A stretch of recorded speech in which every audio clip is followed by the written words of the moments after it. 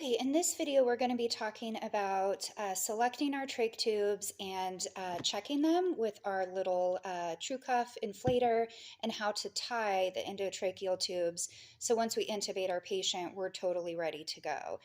So we've selected a couple different sizes of our trach tubes that we expect to possibly work for our patient. And because we don't know exactly until we really get their mouth open and look down there, we don't know which tube we're going to use, so we want to check all three of them. So with our trach tubes, we want to inflate and check the cuff itself, and so we're going to be inflating to make sure that they do actually stay cuffed. Now, a lot of practices will use just a 3 cc syringe and inflate until the little pillow feels very full, but there are instances where you can overinflate the cuff and actually cause damage to the trachea once the cuff is inflated.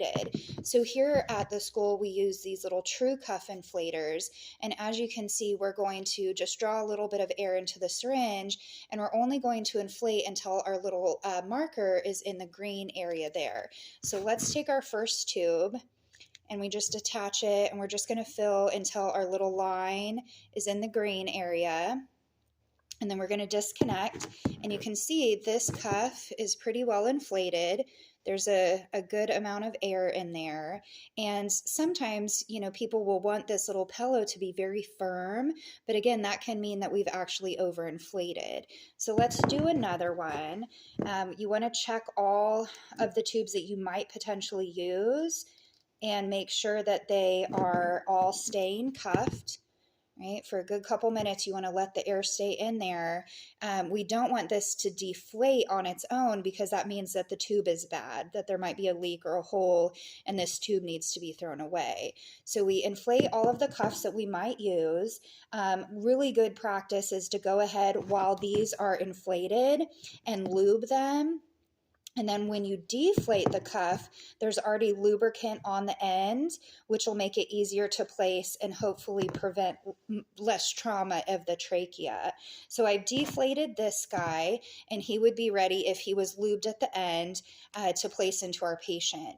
But really, before you place it, you do want to have stretch gauze or some kind of material to tie the tube in place once it's actually in the trachea.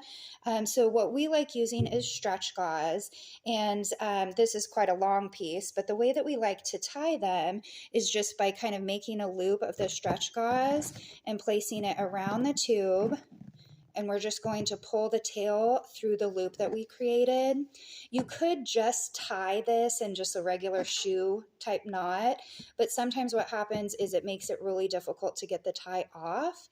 So now this is completely ready. He's lubed, he's been checked for inflation. We're going to place this into our animal, and once it's in place, we can go ahead and tie this around the ears or tie it around the muzzle, and the animal is ready to go.